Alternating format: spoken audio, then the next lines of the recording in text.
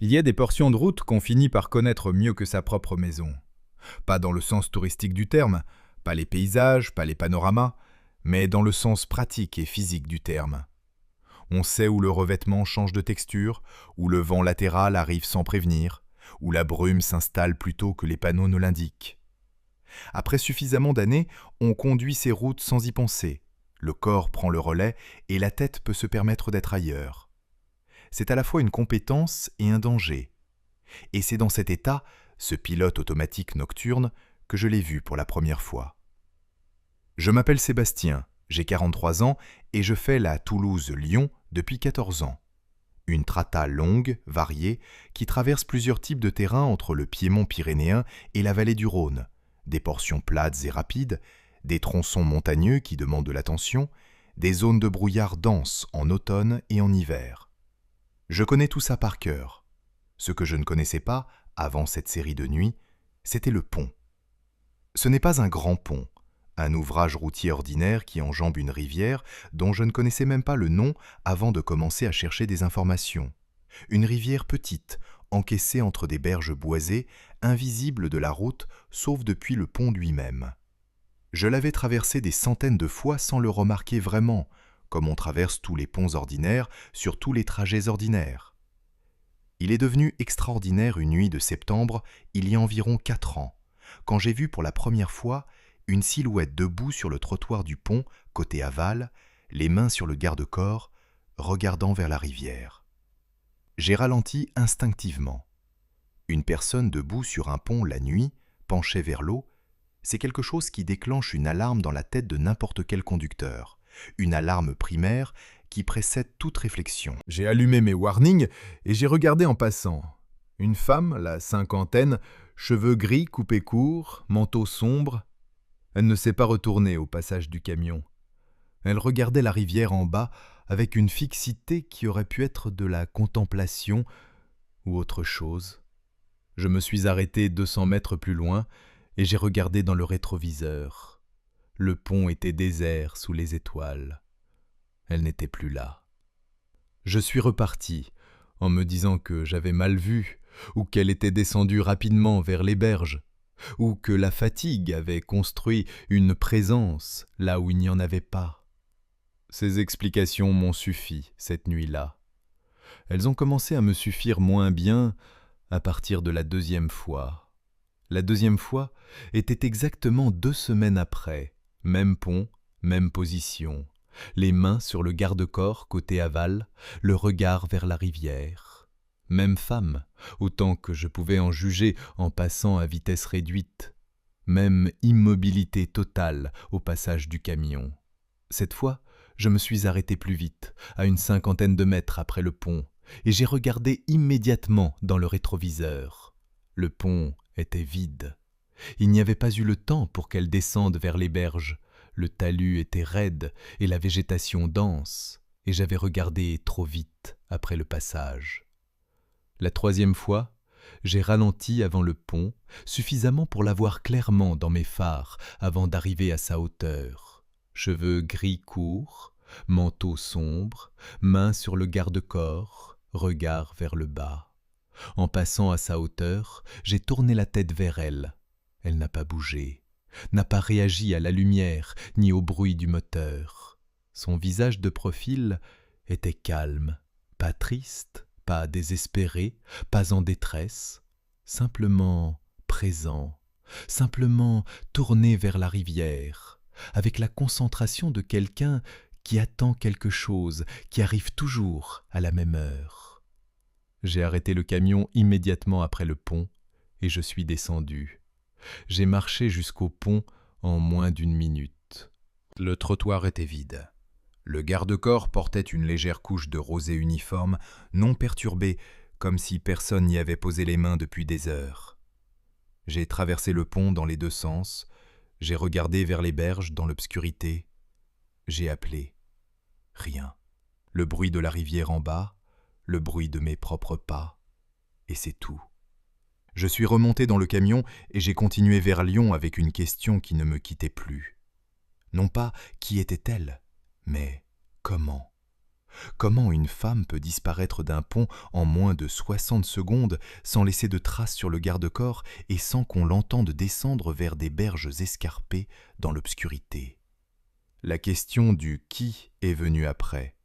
La question du comment ne m'a jamais vraiment quitté. Au fil des semaines suivantes, j'ai commencé à anticiper le pont. Je ralentissais bien avant l'ouvrage, je regardais depuis la distance, j'essayais de voir si elle était là avant d'arriver à sa hauteur. Elle l'était, presque toutes les nuits.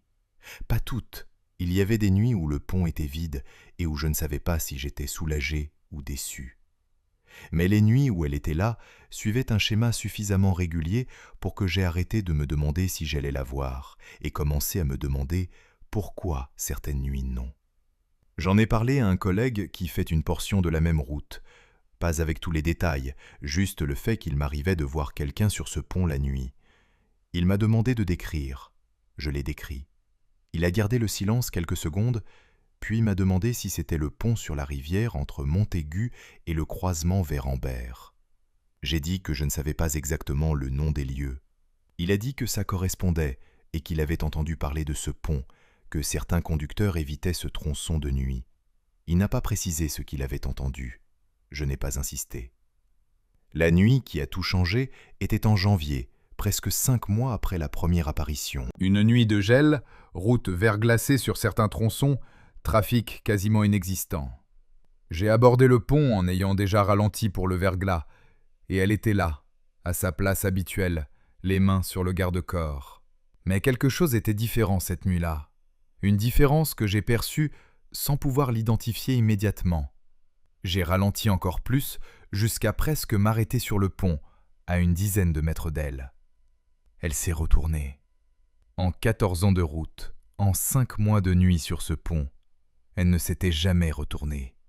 Elle avait toujours regardé vers la rivière, toujours le dos vers la circulation.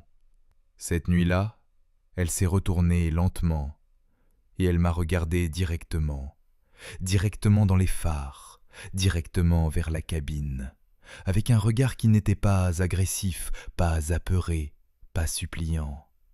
Un regard qui reconnaissait quelque chose, qui reconnaissait peut-être que j'avais ralenti assez de fois pour mériter d'être reconnu. Nous nous sommes regardés peut-être 20 secondes. Puis, elle a fait un geste avec la main, pas un signe de revoir, pas un appel au secours, un geste vers le bas, vers la rivière, comme pour indiquer quelque chose en dessous du pont. Puis, elle s'est retournée de nouveau vers l'eau, et quand j'ai clignoté et que la lumière a balayé le trottoir, elle n'était plus là. Je me suis arrêté, je suis descendu, j'ai traversé le pont à pied dans le froid de janvier, et je suis descendu vers la berge par un chemin étroit que je n'avais pas remarqué les fois précédentes. Un chemin de terre gelée qui descendait en zigzag vers la rivière.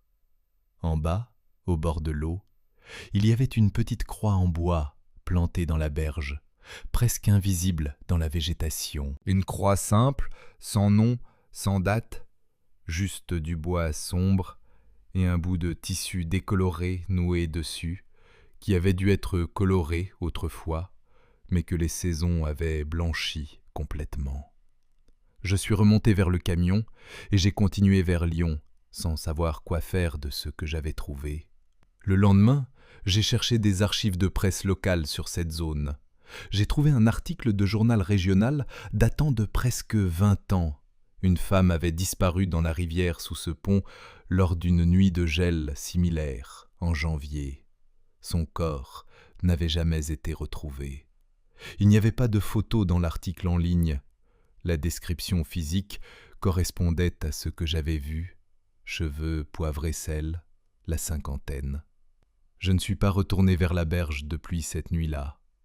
Et depuis cette nuit-là, je ne l'ai plus vue sur le pont. J'ai traversé cet ouvrage des dizaines de fois depuis janvier, de nuit, sous la pluie, dans le brouillard, dans toutes les conditions que j'ai connues sur ce tronçon. Le trottoir est toujours vide, le garde-corps porte la rosée sans trace de main, la rivière coule en bas dans l'obscurité, sans témoin. Je pense parfois que ce qu'elle voulait était simple, que quelqu'un descende vers la berge et voie la croix et sache qu'il y avait eu quelque chose là, que cette mort dans la rivière froide n'était pas complètement invisible, que quelqu'un s'arrête suffisamment longtemps pour comprendre qu'elle montrait quelque chose et non pas qu'elle demandait quelque chose. La différence est petite, mais elle compte, je crois, pour quelqu'un qui attend sur un pont depuis 20 ans, que la bonne personne ralentisse assez pour la voir vraiment. Je ne sais pas si c'est une explication ou une histoire que je me raconte pour donner un sens à des nuits que je ne comprends pas.